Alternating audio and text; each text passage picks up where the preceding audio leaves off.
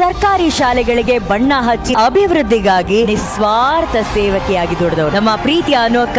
ಎಲ್ಲರಿಗೂ ನಮಸ್ಕಾರ. ನಾನು ನಿಮ್ಮ ವಿನಯ್ ಗೌಡ. ಇವತ್ತೊಂದು ವಿಡಿಯೋ ನೋಡಿದೆ, ಅಕ್ಕ ಅನು ಅವ್ರು ಅಪ್ಲೋಡ್ ಮಾಡಿದ್ದು. ತುಂಬಾ ಬೇಜಾರಾಯ್ತು ರೀ, ಸಿಕ್ಕಾಪಟ್ಟೆ ಬೇಜಾರಾಯ್ತು. ಎಷ್ಟೋ ಜನ ಹೆಣ್ಮಕ್ಳು ಈಗ ಗಂಡ್ಮಕ್ಳು ತರ ಬದುಕ್ತಿದ್ದಾರೆ. ಅವ್ರೇನೋ ಒಂದ್ ಇಂಡಿಪೆಂಡೆಂಟ್ ಆಗಿ ಬದುಕ್ತಿದಾರೆ ಅಂತಾರೆ. ಎಲ್ಲರೂ ಬಿಟ್ಟಿರೋರು ಇರಲ್ಲ, ಎಲ್ಲರೂ ಬಿಟ್ಟಿರೋರಿಲ್ಲ. ನಿಂಗೆ ಹೇಳ್ತಿರೋದು ತಿಳ್ಕೊಳಪ್ಪ. ನಾವ್ ಯಾರಿಗೂ ಕಷ್ಟ ಕೊಟ್ಟಿಲ್ಲ, ನಾವು ನಮ್ ಪಾಡಿಗೆ ನಾವು ಬದುಕ್ತಾ ಇದೀವಿ. ನಾವು ಬಾಯಿ ಮುಚ್ಕೊಂಡಿದೀವಿ, ನಮ್ನ ಕೆಣಗ್ಬೇಡಿ. ಅದೆಷ್ಟೋ ಜನರಿಗೆ ಎಷ್ಟು ಕೆಟ್ಟದಾಗ ನೀವು ಮಾತಾಡ್ತಿದ್ದೀರಾ ಸೋಷಿಯಲ್ ಮೀಡಿಯಾದಲ್ಲಿ. ಯಾವ ಹೆಣ್ಮಕ್ಳ ಹತ್ರ ಕೇವಲ ಮಾತಾಡಿದ್ದು? ಅನು ನನ್ನ ತಂಗಿ, ನನ್ನ ತಂಗಿ. ಅವಳಿಗೆ ಏನೇ ಆದ್ರೂನು ಅದು ನನ್ನ ಮೇಲಿಂದ ಹೋಗ್ಬೇಕು.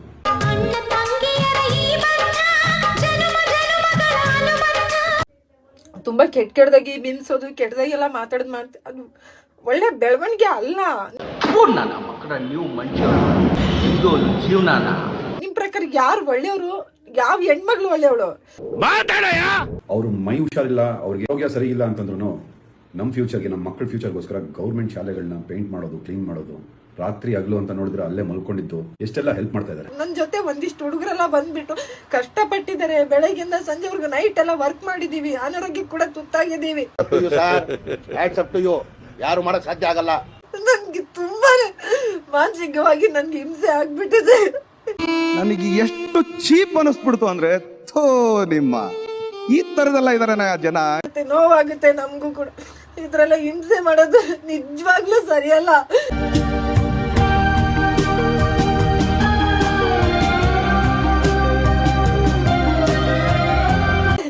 ತುಂಬಾ ಕೀಳಾಗಿ ಮಾತಾಡ್ತಿದ್ದೀರಾ. ಎಷ್ಟು ಪಾಸಿಟಿವ್ ಆಗಿ ಮಾತಾಡ್ತೀರಾ, ಅಷ್ಟೇ ನೆಗೆಟಿವ್ ಆಗಿ ಇಲ್ದಿರೋದೆಲ್ಲ ಮಾತಾಡ್ತಿದ್ದೀರಲ್ಲ ನೀವು. ಈ ಕಾಮೆಂಟ್ಸ್ ಮಾಡೋದು, ಕೆಟ್ಟದಾಗಿ ಬೈಯೋದು, ಅಸಭ್ಯವಾಗಿರೋ ಪದಗಳನ್ನ ಯೂಸ್ ಮಾಡೋದು ಕಾಮೆಂಟ್ಸ್ ಅಲ್ಲಿ ಏನ್ ಸಿಗತ್ತೆ ನಿಮ್ಗೆ ಇದರಿಂದ?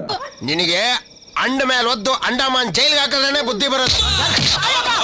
ನನಗೆ ಏನಾದ್ರು ಮನ್ಸಿಗೆ ತುಂಬಾ ನೋವು ಮಾಡ್ಕೊಂಡು ನಾವ್ ಏನಾದ್ರು ಆಯ್ದ್ರೆ ನೀವ್ ನಮ್ಮ ಫ್ಯಾಮಿಲಿನ ಸಾಕ್ತೀರಾ ನೀವು? ನಾನು ಹೇಳ್ತಾ ಇರೋದು ಈ ಫೇಕ್ ಕಾಮೆಂಟ್ಸ್, ಫೇಕ್ ಪ್ರೊಫೈಲ್ಸ್ ಇಟ್ಕೊಂಡು ಕಾಮೆಂಟ್ಸ್ ಮಾಡ್ತಾರಲ್ಲ ಅವ್ರಿಗೆ. ಕರೆಕ್ಟ್ ಆಗಿ ಹೇಳಿ ಸರ್. ಪ್ರಪಂಚಕ್ಕೆ ಹೋಗ್ಯದ, ಇವ್ರುಗಳಿಗೆ ಹೋಗ್ಯದ, ಎಂಜಿಲ್ ವೇಸ್ಟ್ ಆಗ್ಬಾರ್ದು. ಪಾಪ ಅವ್ರಿಗೆ ಆರೋಗ್ಯ ಸರಿ ಇಲ್ಲ ಅಂತಂದ್ರು ಇಷ್ಟೆಲ್ಲ ಕೆಲಸ ಮಾಡ್ತಾ ಇದಾರೆ, ಅದು ಸಾಲ ಮಾಡ್ತಾ ಇದಾರೆ. ಒಂದ್ ಸಣ್ಣ ಕಮೆಂಟ್ ಬಂದ್ರು ಕೂಡ ನನ್ಗೆ ಸಹಿಸಕ್ ಆಗಲ್ಲ. ಜೀವ ಸತ್ತೋಗುತ್ತೆ. ಅದೆಷ್ಟು ಹೆಣ್ಮಕ್ಳು ಅದ್ ಹೆಂಗ್ ತಡ್ಕೊಂಡಿದ್ದಾರೆ ಏನಪ್ಪ. ನನ್ಗೆ ಯಾವತ್ತು ಪ್ರಚಾರ ಬಯಸ್ತಾಳಲ್ಲ, ಯಾವತ್ತು ಎಲ್ಲೋದಳಲ್ಲ, ವಿಡಿಯೋಗಳನ್ನ ಹಾಕ್ತೀನಿ. ಯಾಕೆ ಹಾಕ್ತೀನಿ ಅಂದ್ರೆ ಸ್ವಲ್ಪ ಜನಗಳಿಗೆ ಗೊತ್ತಾಗ್ಲಿ ಅಂತಂದ್ಬಿಟ್ಟು. ಅಳ್ಬ್ಯಾಡ್ ಕಣೆ ಸುಮ್ಕಿರಿ ನನ್ನ ಮುದ್ದಿನ ರಾಣಿ, ಅಳ್ಬ್ಯಾಡ್ ಕಣೆ ಸುಮ್ಕಿರಿ. ನೀವು ಮಾಡ್ತಿರೋ ಕೆಲಸ ನಿಜವಾಗ್ಲೂ ನಿಮಗೆ ಇಷ್ಟ ಆಗ್ತಿದ್ರೆ, ನಿಮಗೆ ಮನಸ್ಸು ಅನ್ನೋದಿದ್ರೆ, ಮನುಷ್ಯತ್ವ ಅನ್ನೋದಿದ್ರೆ, ಒಂದ್ಸಲಿ ಕನ್ನಡಿನಲ್ಲಿ ನೋಡ್ಕೊಂಡು ನಿಮ್ಮ ಅಕ್ಕ ತಂಗಿರ್ಗೆ, ನಿಮ್ಮ ಫ್ಯಾಮಿಲಿಗೆ, ನಿಮ್ಮ ತಾಯಿಗೆ ಅದೇ ಪದಗಳನ್ನ ಯೂಸ್ ಮಾಡಿ ನೋಡಿ, ಏನ್ ರಿಯಾಕ್ಷನ್ ಬರುತ್ತೆ. ಆಗಲ್ಲ, ಅಷ್ಟೇ ಆಗಲ್ಲ. ನಮ್ ಟ್ರೋಲ್ ಪೇಜ್ಗಳು, ನಮ್ ಮೀಮ್ ಪೇಜಸ್ ಅವ್ರನ್ನಾದ್ರೂ ನೋಡಿ ಕಲ್ತ್ಕೊಳ್ಳಿ.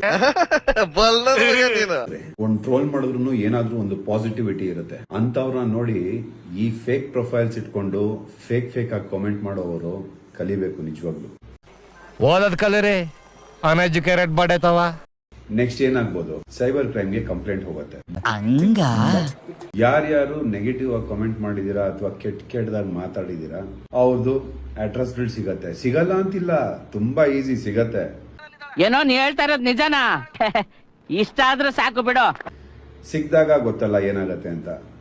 ಅಲ್ಲಿವರೆಗೂ ಹೋಗೋದು ಬೇಡ. ರಿಕ್ವೆಸ್ಟ್ ಮಾಡ್ತಾ ಇದೀವಿ. ಹಂಗಾಗಿತ್ತ ಪರಿಸ್ಥಿತಿ ಮುಂದಕ್ಕೆ ಏನಾಯ್ತಣ್ಣ? ಈ ಅಮ್ಮ ಅಕ್ಕ ಅನ್ನೋದಕ್ಕೆ ನಮಗ್ ಬರಲ್ಲ ಅಂತಲ್ಲ, ಅನ್ನಬಾರ್ದು ಅಂತ. ಅವಳು ನನಗೆ ತುಂಬಾ ಸಪೋರ್ಟ್ ಮಾಡಿದಾಳೆ.